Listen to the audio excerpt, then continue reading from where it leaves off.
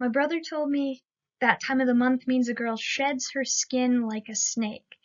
So I asked a girl if I could keep her skin when she was done with it.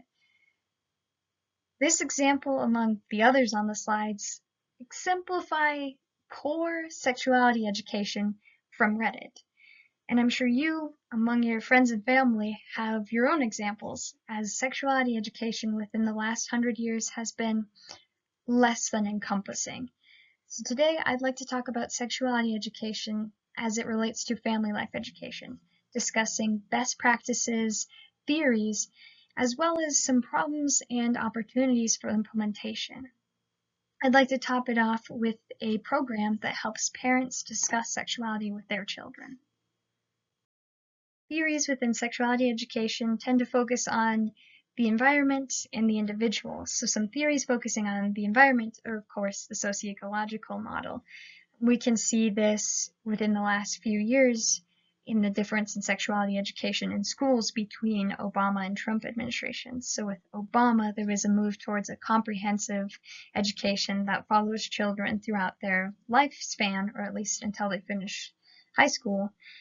As where with Trump, it moved back to abstinence only. The other thing that affects this is religion and family opinions of sex and how comfortable the individual is with that, as well as intersectionality theory, which focuses on the experiences of marginalized populations. As we look at individual or motivation-based theories, we can see that a locus of control can predict behavior. So if somebody has an external locus of control, they might believe agency doesn't matter, and it doesn't matter if they use contraception, they'll get pregnant if it's supposed to happen, as well as social learning. So familial behavior as well as the internet can affect how somebody perceives sexuality, as well as how comfortable somebody is talking about it. So if conversations aren't had in the household, it might be a more uncomfortable topic to bring up. And then the theory of planned behavior posits that your attitudes toward behavior affect the likelihood of you performing that behavior. So when we look at design, it's important to focus on those theories and use measurable goals as they pertain to the community. So the example I have here is look at that community. If they have high levels of STIs and low levels of unplanned pregnancy, you know the problem isn't contraception, it's likely safe sex. Also looking at what the community values. Do they need basic education? Do they need information on health? As well as contraception, safe sex, and protecting people. Are sexual assaults high in that area?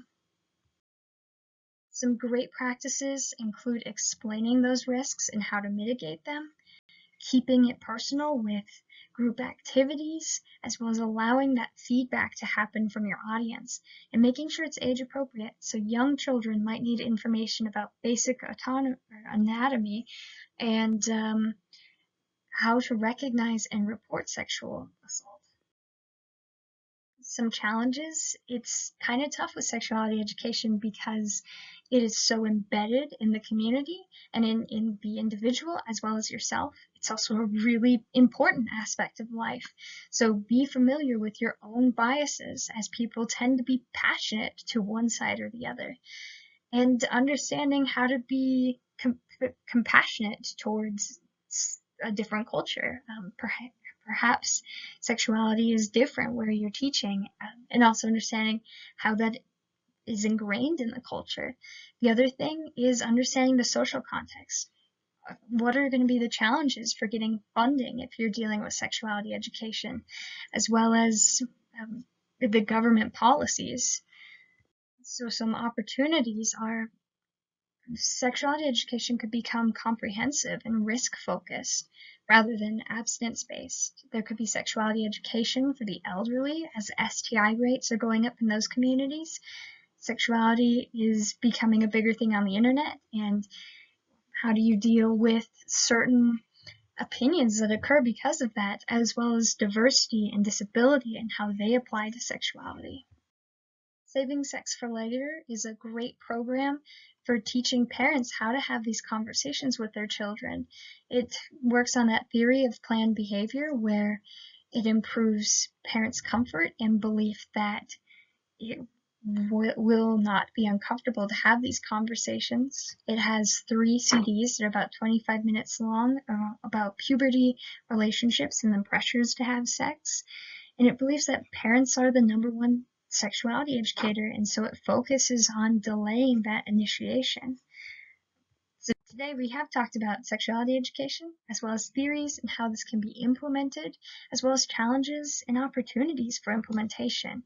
Hopefully, as we implement this, we stop some of the misconceptions. And another hope is nobody is ever told that women shed their skin like a snake.